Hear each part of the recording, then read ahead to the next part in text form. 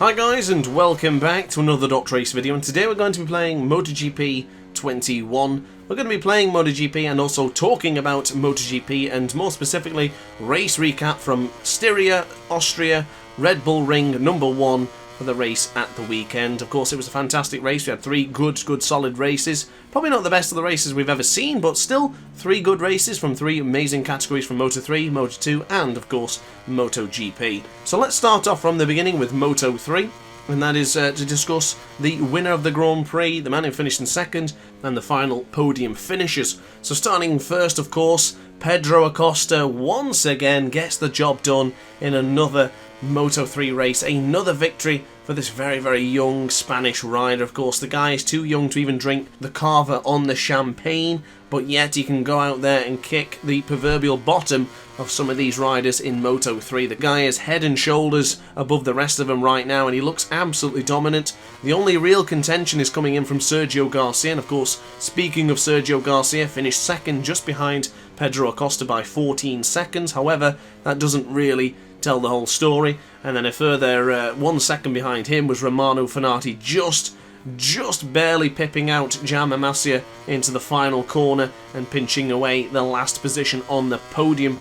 But discussing the race, it was an absolute disaster for Deniz Öncü, the rider who started in pole position. The Turkish rider unfortunately changed his tyres during the final 3 minutes of the cool-down period before the race actually begins. And of course, you can't do that. You cannot change your bike or anything to do with the settings of the tyres or anything to do with the bike at all within those final 3 minutes. It is time for the engineers to scarper out there, get back into their pits, etc., or to wherever positions are going to be at, and allow the rider to settle in and get ready for the warm-up lap. And of course, they didn't do that. They were still messing around with things. They changed the tyres while the 3-minute flag was up. So unfortunately for Deniz Öncü, he was sent to the back of the grid and had to start from pit lane, I do believe. He was either starting from the pit lane or he had to start at the back of the grid. And of course, starting from pole position, then having to go right to the back of the grid is absolutely awful, especially considering it looks like he had a lot of good pace. And even during the race, he did set the fastest lap once or twice in this race. But obviously the main talking point in this one, Pedro Acosta and Sergio Garcia going absolutely toe-to-toe. The commentators said it, and a lot of people thought as well that Pedro Acosta was just sort of toying with Sergio Garcia, waiting to make that move whenever he fancied it. And he made that move, started to pull away a bit, and Sergio Garcia bounced back immediately. Sergio Garcia was not taking this one lying down, and I've got to say, Sergio Garcia has really impressed me this season. Take away Pedro Acosta, but Sergio Garcia has stepped it up massively. People criticised him about only being able to win on home soil, and he's done more than that now. He's won in tracks that he has never really competed that much in before, and of course Sergio Garcia second in the World Championship, and of course an absolutely thrilling battle that went all the way down to the final 2 corners. Pedro Acosta made a wonderful lunge in the second to last corner, right to the penultimate corner, unfortunately sent Sergio Garcia wide. Sergio Garcia got into the wet part of the track and unfortunately crashed. Now of course, he crashed out technically and remounted and was still able to finish in second place. This Moto3 race was completely different to what you usually see. Now, Moto3 usually have the trains of 1 to 20 riders all together, battling it out, jostling for position, really trying to get to the one-up on each other. It's awesome. I really love watching Moto3. But for this one, a very different situation. Riders were gambling with slicks, riders were going for the wet weather tyres. It was a lot of confusion. The track was dry, but it was damp at the same time. And in the past, they discussed about how hard the Dunlop front tyres are and rear tyres are for these guys in the Moto3 classes, these 250cc motorbikes. And the wet tyre did last the entire duration of the race. And considering Moto2 started on a dry track and MotoGP did as well, you really could tell how well the Dunlop tyres held up. They really did. Right to the death, they were still chucking in the fast lap of the races between Pedro Acosta and Sergio Garcia. But there's not really much more else to say about the Moto3 races. Difficult results for many riders out there. Denis Foggia was nowhere. Deniz Öncü had to start at the back of the grid, of course. Gabriel Rodrigo, nowhere to be seen. Alcoba, Mino, Felon. So many riders just way further back than they should have been. Darren Binder had a good charge through the field on slick tyres, but ultimately I think would have been better to stay with the wets, but I wasn't riding it. But as far as I'm concerned, it was a great race. It was something different. You don't really see Moto3 sort of going gung-ho like that just between two riders. It's usually many riders going for it, but it was a really fascinating race, and I thoroughly enjoyed it. It was amazing. So great job to Pedro Acosta, and great job to Sergio Garcia as well. So now moving over to Moto 2, and my goodness, Moto 2 was filled with quite a lot of drama. It started off extremely exciting, and it stayed that way for pretty much the rest of the race, and you can't really say that usually about Moto 2. Moto 2 usually has that sort of, you expect it sort of happening, you know, the riders are going to be at the top, you know, the gap's going to be the gap, and there isn't really much else to talk about. But this one, chopping and changing for the lead for quite a few times, until Marco Bezzecchi finally took over in the lead, got a bit of an advantage to Ayagura, got a bit of advantage to Remy Gardner, to Augusto Fernandez and Aaron Canet, and then finally he holds on to take his first victory of 2021. We've waited too many rounds this season for a Marco Bezzecchi victory, and as a fan of Marco Bezzecchi, I'm finally pleased and satisfied to say Marco Bezzecchi's having a good season now. And to be fair, he's had a good season nonetheless, it's just that the win hasn't been there. He's been very consistent with the results, but chipping away somewhat at Remy Gardner's championship lead, as he actually made a mistake in that very corner you've just seen me make a mistake, as Remy Gardner actually almost clipped the back of Marco Bezzecchi, and it was going to be very, very scary if Remy Gardner didn't decide to pick up the motorcycle, go into the gravel and avoid Marco Bezzecchi, because that could have been a horrific crash, absolutely horrific one. So thank goodness Remy Gardner had the veteran experience to make sure he didn't do that. But speaking of the actual podium, it was not something I expected, and there was a name who should have been on the podium, but we'll get to that in a minute. Marco Bezzecchi taking the victory, fantastic result. Aaron Canet second, and Augusto Fernandez in third position. Great job for Augusto Fernandez, and I've just heard that Augusto Fernandez is in talks with Petronas Yamaha SRT. Not sure what's going to happen there, but still, they are talking, maybe they're going to put Augusto Fernandez on board that Yamaha. I'm not sure. Let me know in the comment section down below who you would put on board the Petronas Yamaha SRT. Now, of course, there's still a lot of MotoGP riders who don't have a seat for next season. Petrucci, Iker Lecuona, Maverick Vinales. Quite a lot of big names, and of course the announcement of Valentino Rossi's unfortunate retirement. As far as I'm concerned, I'm devastated that he is retiring, but we'll get to that for another day. But yeah, who would you put on it? That's what I'm going to ask you guys. I'm curious to think who you would put on it, and I think there's quite a lot of names that probably deserve the seat, but we'll soon see what we can conjure up and what we can come up with. But getting back to the actual task at hand, and that is to discuss Moto 2. Remy Gardner finished in 4th position, which is decent for the championship. A couple of positions ahead of Raul Fernandez. Raul Fernandez had a tough race. He made a mistake into turn 9 towards the opening couple of laps, and then for some reason just never recovered from there. Remy Gardner was extremely fast. Marco Bezzecchi was fast. Remy Gardner actually took off into the lead, and you expect him just to disappear into the lead, and good night Vienna. He's got another victory in his bag, but Bezzecchi fought back. Ayagura fought back very well, and Aaron Canet was always there as well. But speaking of Ayagura abusing the track limits too many times, handed himself a track limit warning too many times, then resulted into a long lap penalty. And on the exit of the long lap penalty, he fluffed his lines. And there was no doubt that he fluffed the lines. It was quite clear that he had made the mistake and would have to do another long lap penalty. Now bear in mind, at this point, he was just barely a couple of tenths away from Marco Bezzecchi in 1st position. So we couldn't only be looking at not just a first podium for Ayagura in Moto 2, we could have been looking at the man's very first victory. It was super close, and I did think that he would have ended up catching up to Marco Bezzecchi, because he had a lot of speed. The rules are the rules, of course, but unfortunately due to him making this mistake, he did finish in 4th place, which he then had another long lap penalty given due to messing up the lines on the long lap penalty. Therefore, he was given a 3-second penalty, which put him behind Ayagura. Now, the rider of the day, in my opinion, apart from Marco Bezzecchi absolutely doing a wonderful job to finish in top position, Celestino Vietti. Brilliant job for the young Italian. It's been a difficult season for Celestino. It looks like he was going to come up there and probably make a good impression, but it hasn't really made that sort of transition that you expect, and there's a lot of riders who go from Moto 3, move up to Moto 2 and just don't really make an impression.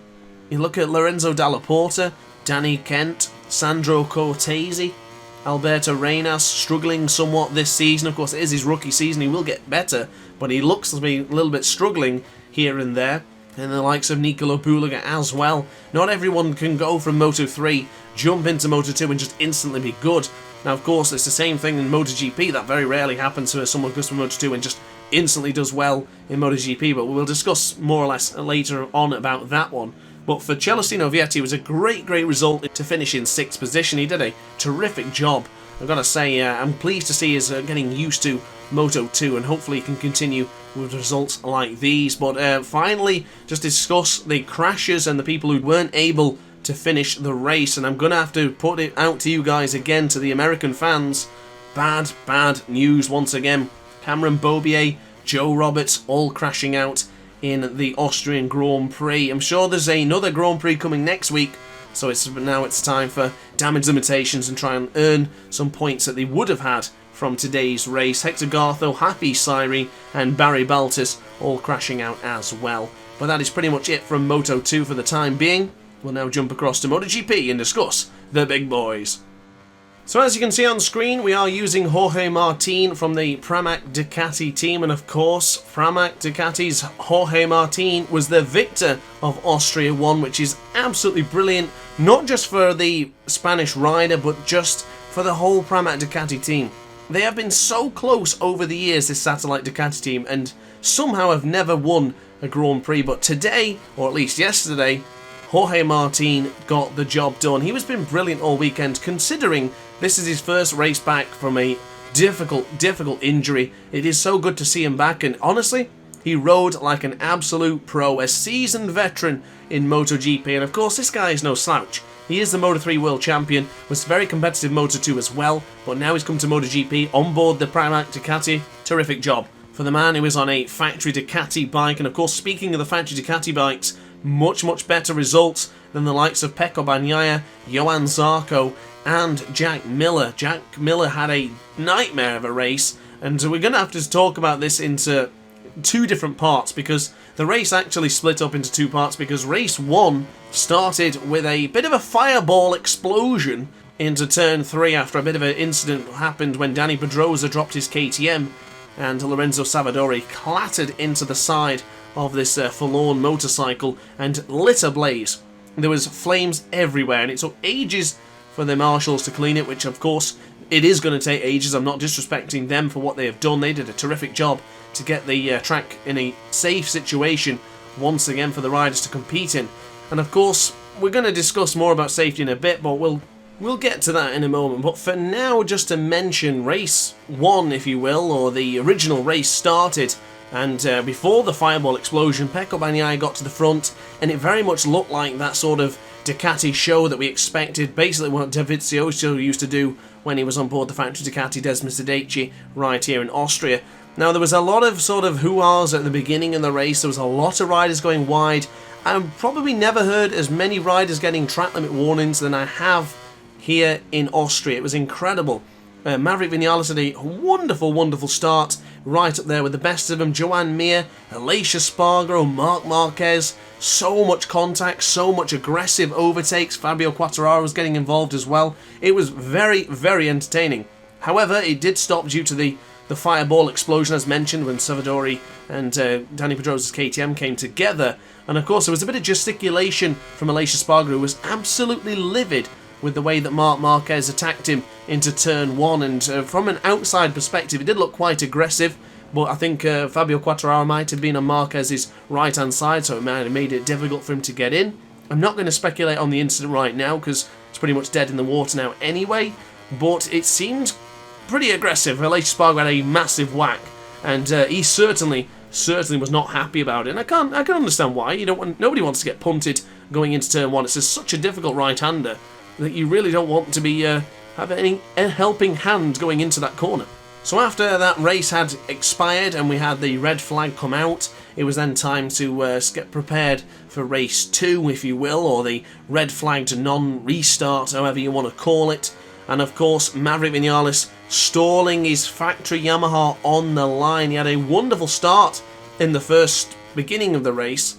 Once he got red flagged, issue with the motorcycle, had to start from pit lane. Absolutely devastating for Maverick Vinales. I think he had to start from the back of the grid or sent to pit lane during the warm-up laps, but very tough situation for Maverick Vinales. A lot of riders there would have kept the original start, and what I mean by that is before the race had been restarted, the likes of Jack Miller, Pecco Bagnaia were having terrific races right up the front, same as Maverick Vinales as just mentioned. And then in race 2, if you want to call it that, absolute disaster. Maverick Vinales, of course, as mentioned, finishing dead last. Miguel Oliveira having to retire due to the injury on his arm, but apparently there was also, I'm assuming it was the injury on his hand, however, I did read that it was something to do with his tyre. Basically there was a big chunk missing of the tyre, but I'm only assuming at this point. Lorenzo Savadori, as mentioned, was unable to compete, and Jack Miller crashing when chasing down Fabio Quartararo. Massive blow to his championship challenge. He shouldn't have tried to chase down a Yamaha in that particular corner. He needs to know his strengths. But who am I to say? Jack Miller is a great rider. I'm sure he'll bounce back next time out in Austria too. But as far as the actual race goes, it was an interesting race. Jorge Martin pretty much led it from start to finish, with Joan Mir getting involved every now and again. Not the most interesting of races. It was sort of died down quite quickly.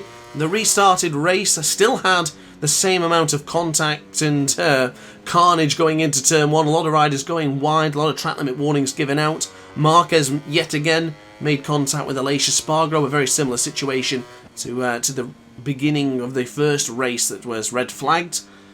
Interesting race, but not one of the best ones. Top 10 positions were Jorge Martin, Joan Mir, Fabio Quartararo, Brad Binder, who went from 14th place to 4th position. Amazing job for the South African. Takaki Nakagami in 5th place, just pinching away from Johan Zarco on the final lap. Same can be said for Brad Binder there as well, affecting his championship challenge. Zarco needed the points here today, and he ended up losing more than he should have done. Alex Rins in 7th place, Marquez in 8th, with his brother Alex Marquez behind in 9th, and Dani Pedrosa took the last 10th position. But Pecco Bagnaia in 11th place, that's not what you expected from the man who has looked so good in practice this weekend, and you really did think that Austria was going to be the track to give Pecco Bagnaia his first victory. And it's surprising to think that we are still waiting for our very first Pecco Bagnaia victory. I can guarantee it'll happen this season. Pecco Bagnaia is far too talented of a rider to let this one fly for the rest of the season. He'll definitely be more competitive, and he'll definitely be sipping the carver on the top step of the podium this season. And of course, speaking of Valentino Rossi, finished in the points today. Nothing too extravagant, 13th place. But now, since he has announced his retirement, I think it's a case of just enjoying the races and finishing in the points, which is always good to see. Great to see Cal Crutchlow back as well. Unfortunately, not really the best result, but of course, I think he had fun nonetheless, and that is all that really matters. But guys, I think that's pretty much it from me. I hope you enjoyed this video so far. And of course, if you have anything to discuss, let me know in the comment section down below. Of course, just to mention as well, the Tech 3 KTM team has actually completed its roster for next season. That'll be Remy Gardner and Raul Fernandez both in that Tech 3 KTM team next season. So that leaves Danilo Petrucci and Iker Lecuona without a seat. My question for you is, for this final part of the video, is where do you put Danilo Petrucci and Iker Lecuona? But guys, those are my lap times on screen right now. I hope you've enjoyed the video. If you have, like, comment and subscribe. Hit the notification bell to be alerted to every single DrAce upload. And upon that note, guys, thank you very much for watching. I really enjoyed making this video, so I really hope you enjoyed it too. Upon that note, guys, thanks for watching, and I'll see you next time. Ciao for now. Oh hi, didn't quite see you there. Good to see you're still here. If this video didn't quite set your appetite, then why not watch some more DrAce content by clicking the video shown on screen now. Furthermore, if you would like to follow me on social media, you can do so now with the links down in the description. Consider subscribing so you don't miss a single DrAce video.